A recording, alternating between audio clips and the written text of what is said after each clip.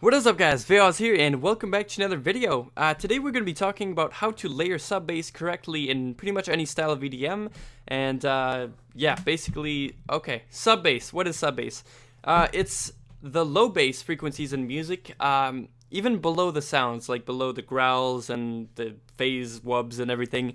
And it's around 30 to 120 hertz. So it's only audible if you have a subwoofer or if you're wearing headphones, for the most part anyways. It's also responsible for making the room shake if you're at a club or just blasting some music in your room or whatever.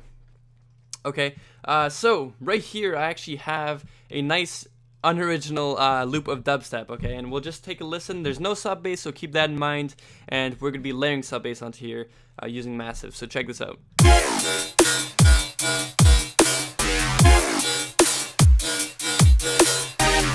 Okay, so yeah, anyways, we'll just deal with that now. One thing I recommend for this is just to have all your different sounds on different patterns. That way you can just sort of copy the note, double click, copy the note and paste it in your sub bass. But that's all up to you there.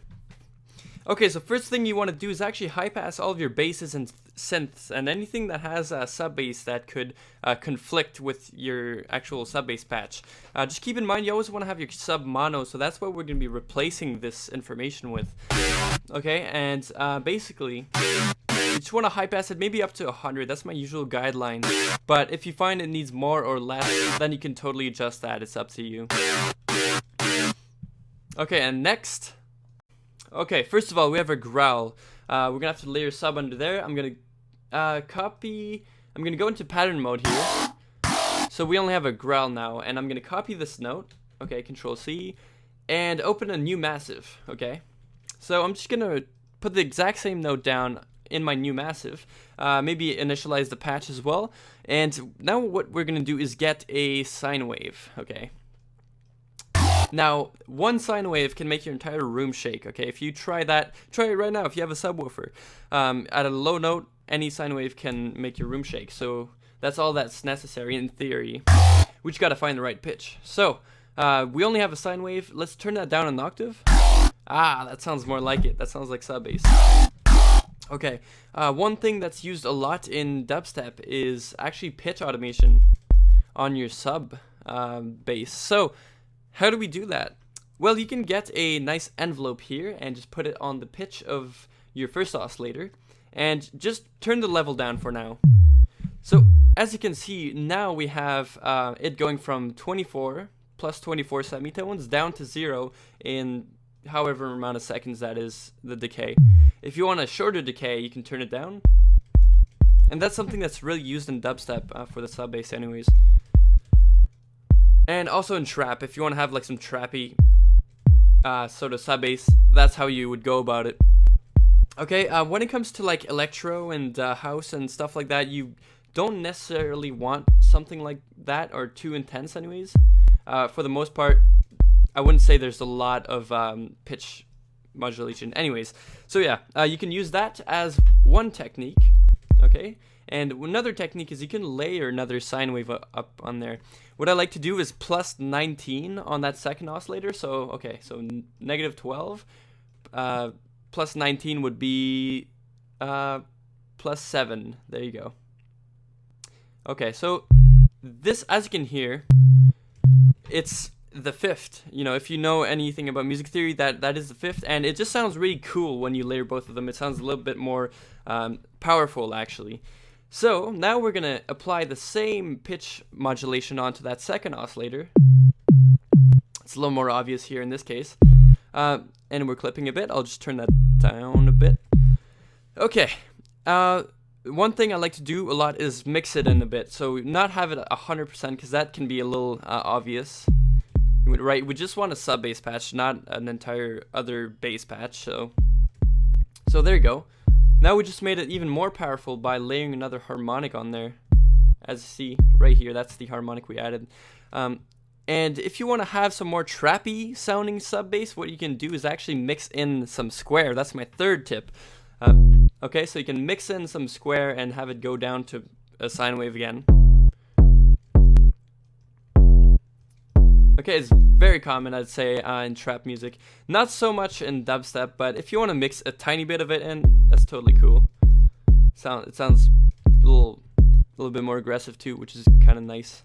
Yeah, if you find it doesn't sound too subby enough when you do this, you can always boost the low shelf a bit, since you are adding more harmonics and stuff like that. Okay, and my last tip here for sub bass is if you want a bit more attack and release, this is very common in dubstep for it to have a little release after the sound happens. I'd say this is a decent spot. Maybe sync it up to your BPM by ear sort of thing. So if you find that it stays up for too long, you can reduce it a bit. And another thing, if you find your sub is too clicky, let's turn down the attack all the way, okay?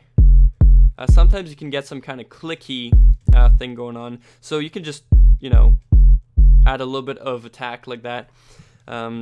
Let's say you were doing something for Terror Squad, the sub bass for Terror Squad. You might want to, duplicate the patch and create a bigger attack. Something like that, But anyways, that's another tip. My last tip for sub bass here would be to restart VayGate. Okay, so this will allow you to have the sound start at the same phase every time. Okay, if you're not aware yet, when you open a new massive and you don't have restart VayGate, let's say you have okay, let's just say you have two oscillators of the same waveform.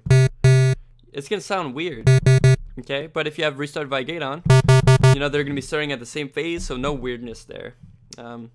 Let's say here in this case, the phase was a bit weird, is a bit off. So this completely disables the random phase thing in massive. Okay, so there you go. We have a nice sub bass for dubstep. How are we actually going to implement that though? Well, we want to make sure it follows the exact pitch and everything of every sub bass. So, what do I mean by that? Let's say you have a bit of glide in your dubstep sound. You want to copy those settings as accurately as you can in your sub bass patch, okay? Same thing goes for pitch bend, okay? I'll just name the sub bass so we know what is going on. And I'll just make sure that the pitch bending that's happening is exactly the same. So, in the case of the growl, let's take a listen. Actually, we don't need, if you programmed it yourself, you wouldn't even have to listen, but you hear the growl goes like bam instead of bam, So we want to make the sub bass do the same thing. I'm just going to allow it to go positive 12 semitones and negative semitones here, and same thing up here. You have to change that too in FL Studio. Okay, we'll reset that. Initialize song with this position first, and then you can link it to controller, okay? So new link and channel pitch. So now I just linked the sub bass to that same automation clip, which is really fun to do. Let's do a different one.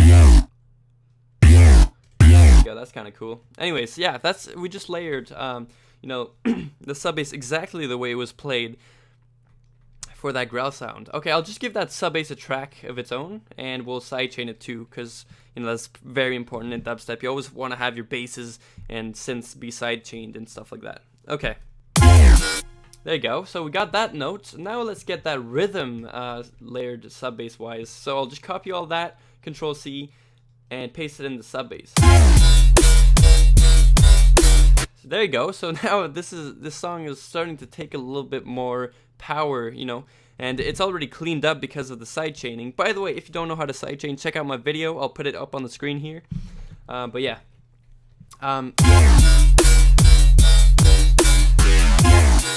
And yeah, basically just do the same thing for every sound that you have. Just layer it right under by copy pasting.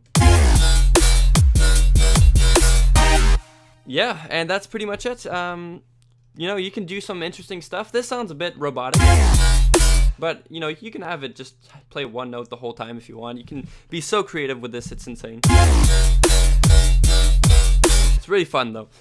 Yeah, if you guys enjoyed today's video, please leave a like and a comment down below. I'll see you guys in the next video, and have a good day, guys. Peace.